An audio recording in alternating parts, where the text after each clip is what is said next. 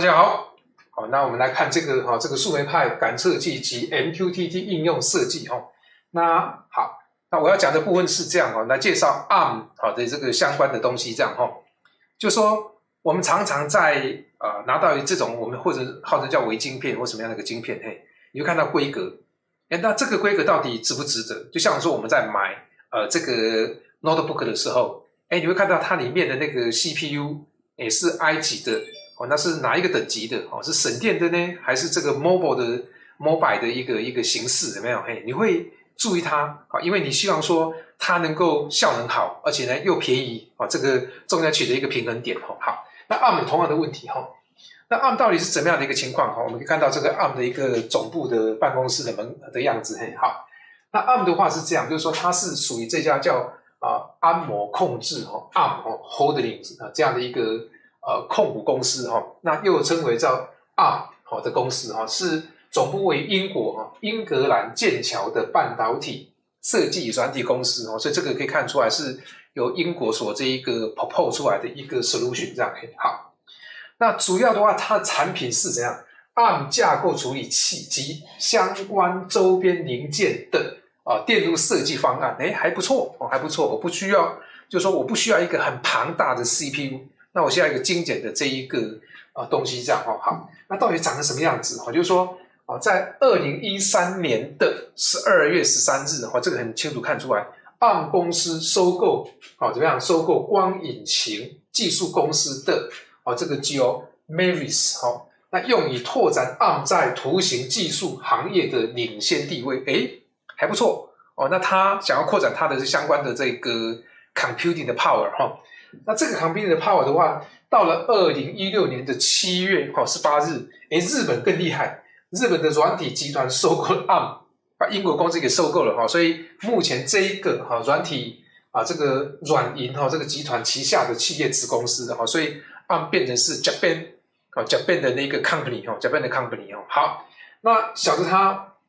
这个没有关系不管它是哪一国，只要给我们是又好又便宜的这个 solution。我想这个就是我们要的一个解决方案好，那 ARM 的结构它到底是长得什么样子就是说它是属于进阶精简指令集的一个机器所谓英文叫 Advanced RISC 这个 machine 如果有修过这 architecture 的同学就知道说有 CISC 跟这一个 RISC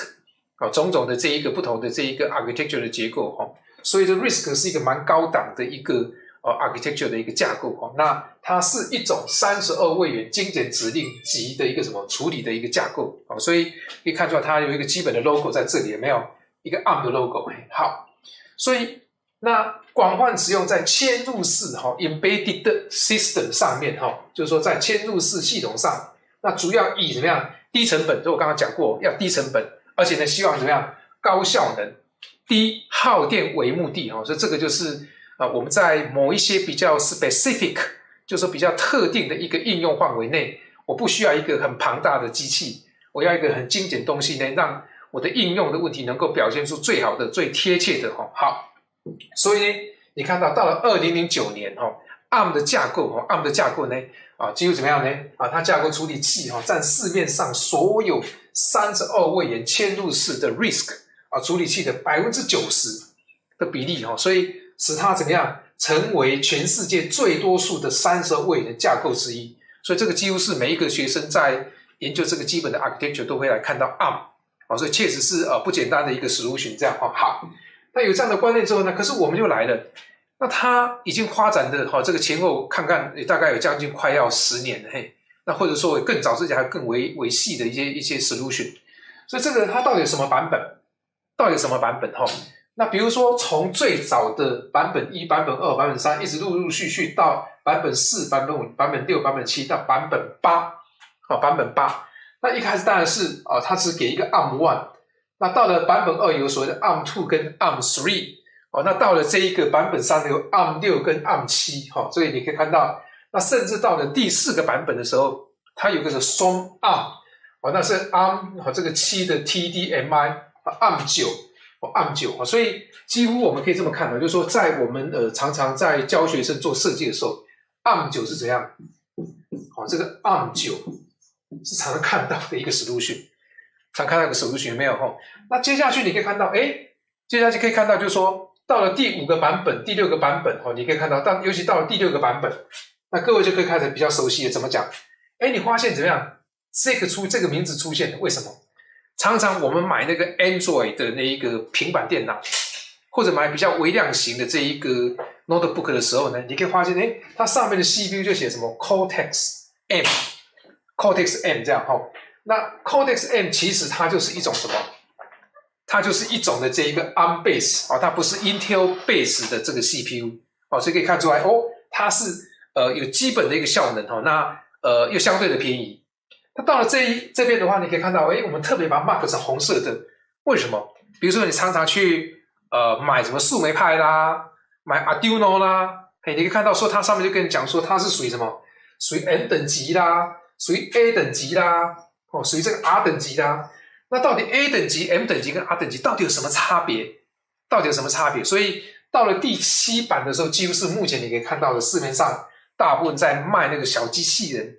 小的那个自走车里面的那一个 ARM 呢他就会讲它是属于 A 等级的M 等级的 R 等级。那后面呢，我们就来详细跟各位说明 A、M 跟 R 等级它有什么差别这很有意思。那又持续的发展到第8代你可以看到更复杂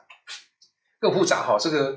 A 等级又更复杂所以那当然我们就把它了解一下那这样的话，让各位如果真的有兴趣去开发自己的机器人或开发自己的自走车，你就会去挑哪一个等级的这个 ARM 版本的 CPU 那适合你的使用。所以后面呢，我们就开始来认真看一下。所以这个Cortex 等系列里面就是说，比如说 Application A 系列到底长什么样？A 系列是应用于效能密集型系统的应用处理器的核心那 R 系列的话呢，应用于即时应用的高效能核心，所以看着它好像比它好，有没有所以这个那再来你可以看到，所以这个时候你可以看到micro 这个 micro 的 controller M 系列的话呢，应用于各类嵌入式应用作为什么控制核心，所以看起来应该是等级这个最高，这个次之，这个比较低比较低所以或者是这两个哪一个比较高，这个当然后面我们再来仔细看。那 M 等级是最低的是最低的，所以在写程式的话，它常常它自己本身没有办法怎样，没有办法挂一个外挂的作业系统在这个 M 等级的这个 CPU 的那个系统上面所以这个是我们要注意的。好，那来看看这个 Code A 等级A 等级所以刚刚讲过说有 A 等级、R 等级跟 M 等级那这个 Cortex A 处理器为作业系统提供一系列的解决方案看起来 A 怎么样？是应该算等级最高的等级很高的，你可以看到很多板子，它有这个 A 等级的板子在上面的好，那应用于各类应用，如可稀释的设备智慧型的手机那智慧型手机上面它其实它也要什么很强的一个computing 的能量那包括平板电脑还有桌上型这个企业网络设备等等，因为针对这一型就可以足够提供他们要的功能，不需要用 Intel base 的这一个I 系列的那个CPU因为成本太高了所以你可以看出来，那包括我们为什么说我们常常在教学生做设计的时候要用树莓派不用 Arduino 因为树莓派的等级你看等级是到 A 系列的等级来，所以它本身可以外挂作业系统外挂作业系统在里头那我们整个在做设计上面会比较简单，但是相对成本比较高你看这个 Pi 2，那 Pi 3的话你可以看到更厉害，用新版的 A53 的处理器所以越来越强那这个 A 应该是最强的那 R 的话怎么样呢R 处理器为延伸产品中体积最小的 ARM 这个处理器好，它体积最小，那针对高效能的即时应用，例如硬碟控制器、企业中的网络设备跟印表机、汽车上的安全气囊、刹车系统、花电管理等等，有没有那本身上不如 A 说 A 可以灌作业系统，这样好，所以这个就没问题。那常看到的 M 系列你看 M 系列这个板子比较相对的小，所以 M 系列的处理器是针对 MCU 的一个什么 M 系列的一个竞争市场所发展出来的所以这个就比较相对的比较轻比较小这个我们常常看到这个 microcontroller 的 unit 这个好，所以这个 Cortex M 的话这个以3轴位元的 MCU例如8051以怎么样8位元的 MCU 哦。那像说我们家用的这个电子白板，它可能后面也有一个小的 MCU 哦，这个变成说比较简单。那受到众多供应商支持的工业的一个标准核心，所以小晶片、小电机产品用它就可以了，不需要装一个很庞大。所以我们常看到 Arduino 它采用这个东西。所以 Arduino 本身上面它没有办法灌一个很强的作业系统，我灌一个 Linux 的作业系统，那甚至我要灌一个轻量级的 Windows 上去，它没办法，就必须回到前面的那个 A 等级的那个ARM 才有办法。所以可以看到目前为止可以看出来，我们就说要了解到底你是要 A 等级还是 R 等级还是 M 等级那 R 等级有它的一个相关的那个影像处理的功能也很强。那 M 等级的话就是试用就好了，它可以控制一个基本的，所以常常我们写完程式的话是在 PC 上写完再把它烧到 M 上面，这个是比较累的。但是 A 的话我可以直接对它写程式，